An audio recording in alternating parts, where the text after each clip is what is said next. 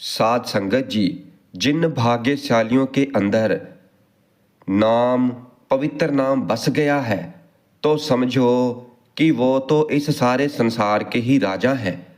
और फिर जिस दिन निरंकार के दर्शन हो गए, जिस दिन वो परमात्मा दर्शन देने लग गए, निरंकार का प्रकाश दिखने लग गया, तो फिर उसको ना ही घर देखना है और ना ही धन दौलत देखनी है, अमीरी गरीबी नहीं देखनी है, यहाँ तक कि शब्दों की भाषा भी नहीं देखनी है।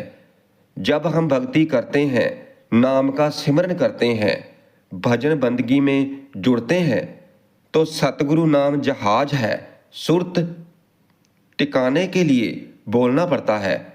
और जब आप ध्यान में बैठकर, आनंद में बैठकर नाम जपोगे, तो फिर वहाँ पर शब्द भी रुक जाता है।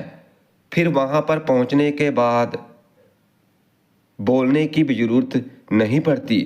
जब नाम का सिमरन करते जाएंगे, बार बार नाम जपते जाएंगे, और जो हर रोज जपते हैं, जिनका अभ्यास बना हुआ है, जो रोजाना जपते हैं, तो उनको जपने की जरूरत नहीं पड़ती। 2 महीने 4 महीने करोगे और फिर उसके बाद फिर नहीं जपने की जरूरत पड़ती। फिर उन्हें पूछो कि तुम्हें माला की जरूरत है, तो कहेंगे कि नहीं। और माला की जरूरत किसे है? जिन्होंने आदत डालनी है।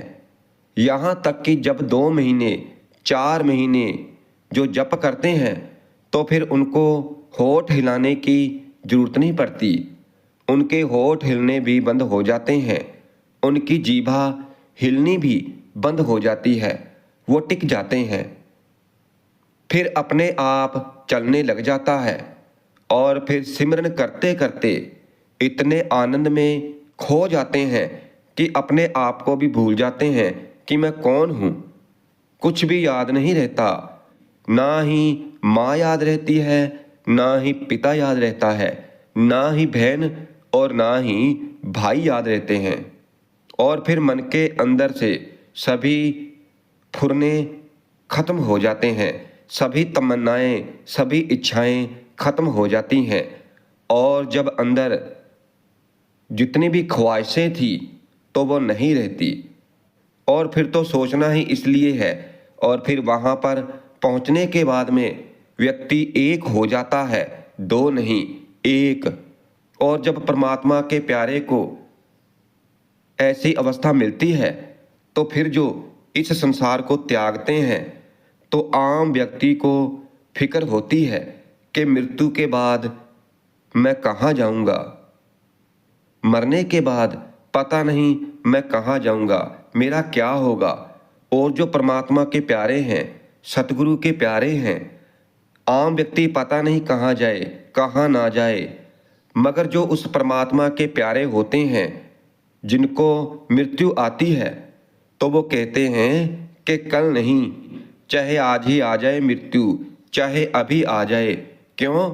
क्योंकि वो मंजिल को पा चुके हैं, उन्हें उनकी मंजिल मिल चुकी है। उन्हें पता है कि हमारा निज घर कौन सा है। हमने निज घर खोज करनी है। परमात्मा के जो प्यारे हमें तरीके बताते हैं, युक्ति बताते हैं कि किस तरह से वहाँ पर पहुँचना है। और जब एक आम व्यक्ति, जब मृत्यु आती है ना, उसे क्या पता कि कहाँ जाना है। जैसे कोई कच्चा घड़ा है और उसके अंदर पानी है, और उसे आप समुद्र में लटका दो, और जब समुद्र में लटकाएंगे ना, तो देखोगे कि घड़े के अंदर भी पानी है और घड़े के बाहर भी पानी है। और जो घड़े के अंदर वाला पानी है, तो वो जितना समय घड़े में रहेगा, तो वो घड़े का पानी ही कहलाएगा। और अगर वो घड़ा टूट जाए, तो फिर घड़े वाला पानी समुद्र में मिल जाएगा। और फिर जब घड़े वाला पानी समुद्र में चला जाएगा, तो फिर वो पानी घड़े का पानी नहीं कहलाएगा, क्योंकि समुद्र ने उसे अपने अंदर मिला लिया है, और वो समुद्र का ही रूप हो जाएगा, और वो समुद्र का पानी ही कहलाएगा।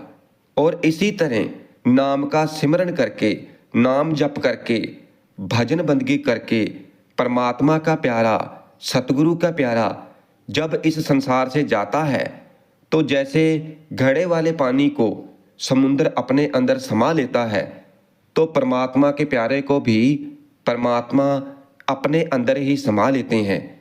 एक बार सतगुरु कबीर जी को सांकड़ों से बांध लिया।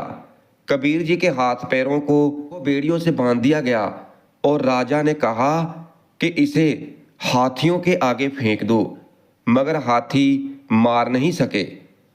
सभी तरह के कष्ट उनको देकर देख लिए, मगर सतगुरु को कोई भी दुख नहीं पहुंचा।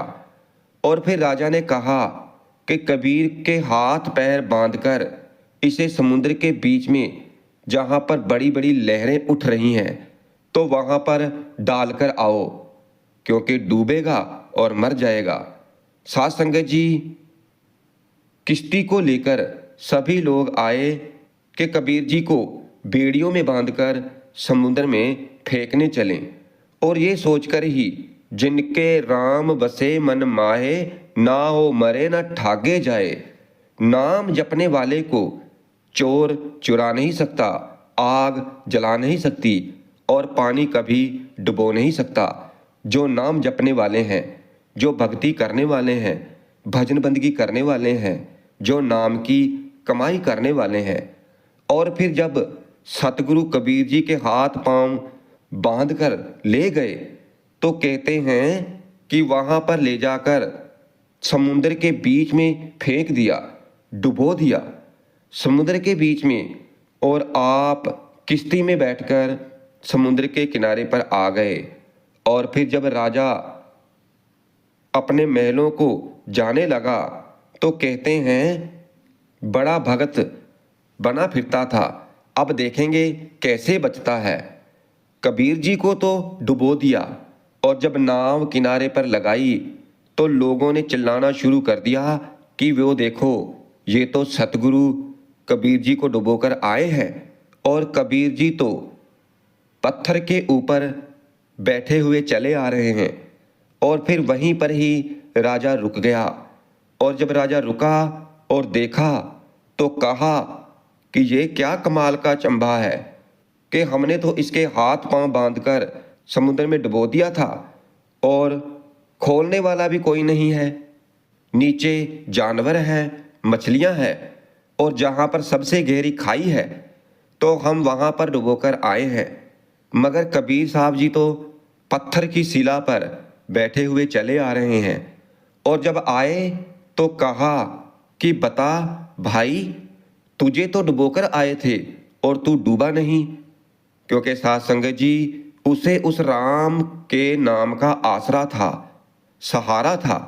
और फिर सतगुरु जी कबीर कहने लगे, गंगा की लहर मेरी टूटी जंजीर। कबीर साहब पत्थर की शिला पर बैठकर चले आ रहे हैं। उस वक्त क्या था सुने, नाम में, बंदगी में, सिमरन में जो सतगुरु के प्यारे भक्ति करते हैं। साध संगत जी, हम तो अभी इस मार्ग के चालक हैं, क्योंकि हम अभी रास्ते में हैं, हमें अभी मंजिल नहीं मिली। और ये परमात्मा के प्यारे महापुरुष बंदगी करने वाले हैं, तो सतगुरु कबीर साहब जैसी रूहों के पास भक्ति कर करके वो परमात्मा का रूप हो जाते हैं। उनके पास भजन कर करके एक अष्ट सिद्ध होती है। उसका मतलब होता है कि अगर हवा आई तो हवा का ही रूप हो गए, पानी में गए तो पानी का ही रूप हो गए। और जब उस निरंकार परमात्मा को हासिल कर लेंगे, जब उस परमात्मा में लीन हो गए, जब फर्क ही नहीं, कोई नहीं फर्क रहा, तो वो कौन है और हम कौन हैं। जब एक हो गए, क्योंकि अभी तो हमें हर तरफ दुश्मन दिखाई देते हैं, मगर फिर हमें कोई दुश्मन नहीं दिखाई देता है, सभी अपने दिखाई देते हैं। और फिर जो उसका है वही हमारे दिल भाता है। अब जैसे एक बच्चा अपने पिता से बोले कि मैंने अच्छी तरह से पढ़ाई की और अब मैं कामयाब व्यक्ति हो गया हूँ, जो मुझे काम मिलना चाहिए था, तो वो मुझे काम भी मिल गया, मैंने काम भी किया। और फिर जब पिता खुश होता है तो फिर वो अपने पुत्र से कुछ भी छुपा कर नहीं रखता, और वो तो कहता है कि जो पिता का वही पुत्र का, जो मर्जी करो। साथ संगत जी, जितने भी इस संसार के मनुष्य हैं तो वो सभी दुखी हैं। इसलिए याद रखना कि जो भी उस परमात्मा की होंद को मानते हैं ना, सिमरन करते हैं, भजन करते हैं, नाम की कमाई करते हैं, तो उनको कोई भी दुख नहीं होता जो सिमरन करते हैं। क्यों? क्योंकि जो मन में इच्छा धार ली तो उन्हें मिलता जाता है। जैसे अब तो हम कहते हैं कि वो मैंने किया है, वो घर मैंने बनवाया है, ये गाड़ी मैंने ली है। मगर जो परमात्मा के प्यारे होते हैं तो वो उल्ट होते हैं। वो कहते हैं कि बस तेरा नाम जपना है, भक्ति करनी है। और जब अपने सतगुरु को समर्पित हो जाएंगे तो फिर हमारी जिंदगी की वाग डोर परमात्मा के हाथ में होगी। और जब परमात्मा के हाथ में बागडोर हो गई, जब परमात्मा ने बागडोर पकड़ ली, परमात्मा को समर्पित हो गए, तो फिर अपने आप की मर्जी नहीं रही। फिर जब सभी भेदभाव मिटकर उसको समर्पित हो गए, फिर तो हे सच्चे पातशाह आपको पता है जहाँ भी रखना है, तो इस तरह से समर्पित हो जाओ। समर्पित हो गए तो फिर हमें फिक्र थोड़ी ना रहती है, फिर तो फिक्र करने वाला वो बैठा है। हमारी फिक्र, हमारी संभाल वो करता है। और फिर तेरी जिंदगी में परमात्मा ने ऐसा आनंद भर देना है कि फिर चाहे कोई भी काम करता हो, वो चाहे छोटा हो चाहे बड़ा हो, फिर उससे ही सच्ची खुशी मिलेगी। और जब जिंदगी में आनंद ही आनंद हो जाएगा और अंदर केवल और केवल उस परमात्मा की याद बस जाएगी, उसकी याद रह जाएगी, और जो समर्पित हो गए तो उन्हें फिर किसी बात की चिंता नहीं, फिक्र नहीं। आप महापुरुषों के जीवन पढ़कर देख लो, एक झोपड़ी उनके पास है, कोई बड़े महल नहीं। उनके पास कोई बड़े महल थोड़ी ना थे। उन्होंने भक्ति की, जो जन तुमरी भक्त करनते तिनके काज संवारता। साथ संगत जी, धन्ना भगत ने जब उस परमात्मा को पा लिया, वड्याई तो हो गई, परमात्मा बैठ गया आकर के। तो फिर भगत धन्ना जी कहते हैं कि महाराज, जिस दिन पंडित ने पत्थर दिया था तो मुझे लालच पड़ गया था। पंडित कहता था कि परमात्मा से जो मर्जी करवा लो। कहता है क्या क्या काम कर लेते हो? तो परमात्मा कहने लगे तू जो भी करवा ले। जब पा लिया, कहते हैं बोल क्या करवाना चाहता है? फिर कहता है कि मुझे ये बताओ कि आप खेतों के नाकों को मोड़ लेते हैं? परमात्मा कहते हैं हाँ, नाकों को मैं मोड़ लेता हूँ। धन्ना भगत कहने लगा अच्छा, गायें भी चरा लेते हो? परमात्मा कहने लगे हाँ भाई, गायें भी चरा लेते हैं। परमात्मा कहने लगे कि तू बता क्या करवाना चाहता है? धन्ना भगत कहने लगा कि मैंने रिश्तेदारी में जाना है, और अगर आप खेत के नाके मोड़ लेते हैं और गाय चरा लेते हो तो फिर मेरे ये दो काम कर देना। परमात्मा कहते हैं कोई बात नहीं। धन्ना कहने लगा कमाल की बात है, परमात्मा ये भी काम कर लेते हो? कहते हैं हाँ कर लेते हैं, मगर तब करते हैं जब वश में आ जाए, पहले नहीं करते। जब वश में आ जाए, अब आम तौर पर देखा जाए, जिस व्यक्ति की जितनी पहुंच है और हमारा वो मित्र बन जाए, हमें उससे प्रेम हो जाए, तो वो हमें मना नहीं कर सकता है। तुम्हें कहने की जरूरत ही नहीं, ये आम उदाहरण दुनियादारी की है। हमें जिससे प्रेम है तो वो हमें कहने की जरूरत नहीं पड़ती, अपने आप हमारे काम हो जाते हैं। और जब उस निरंकार से, उस परमात्मा से जिसने ये सारी सृष्टि बनाई है, जब उसके साथ प्रेम पड़ गया तो फिर क्या नहीं करेगा। परमात्मा हमारे लिए सब कुछ करेंगे। हमारी सोच से भी परे है। कोई काम नहीं, सभी काम हो जाते हैं। जब हम अपनी तरफ देखें तो हमारे पल्ले तो कुछ भी नहीं। इतनी जय जयकार, इतने लोग प्यार करते हैं, तो ये सब उस परमात्मा की वड्याई है। हमें नहीं कोई पूछता है। और जिस दिन से उसकी शरण में आ गए, उसके चरणों में आ गए, तो साध संगत जी, भक्त धन्ना जी कहने लगे कि आप खेत के नाके भी मोड़ लेते हो और गाय भैंसे भी चरा लेते हो। कहते हैं हाँ, नाके भी मोड़ लेते हैं और गाय भैंसे भी चरा लेते हैं। ये तो काम ही बड़ा सरल है। तभी तो पंडित कहता था कि परमात्मा से जो मर्जी करवा लो। और फिर कहने लगा कि मेरे नाके मोड़ कर आओ। कहते हैं मोड़ देंगे। साध संगत जी, धन्ना भगत तो चला गया रिश्तेदारी में और पीछे से परमात्मा नाके मोड़ रहा है, गाय भैंसे चरा रहा है। साध संगत जी, जब धन्ना भगत का परमात्मा के साथ प्रेम बढ़ गया, कहते हैं भगवान जी आपने तो कमाल कर दिया, नाके मोड़ दिए थे। कहते हैं मोड़ दिए। भैंसों को पानी पिला दिया था। कहते हैं हाँ, पिला दिया था। गाँव को भी चरा दिया था। गुरु ग्रंथ साहिब जी की वाणी में आता है, जो जन तुमरी भक्त करनते तिनके काज सवारता। अब आगे आ जाओ। सतगुरु कबीर साहिब जी, गंगा की लहर मेरी टूटी जंजीर। तो साध संगत जी, इस तरह से परमात्मा भगत धन्ना के वश में हो गए।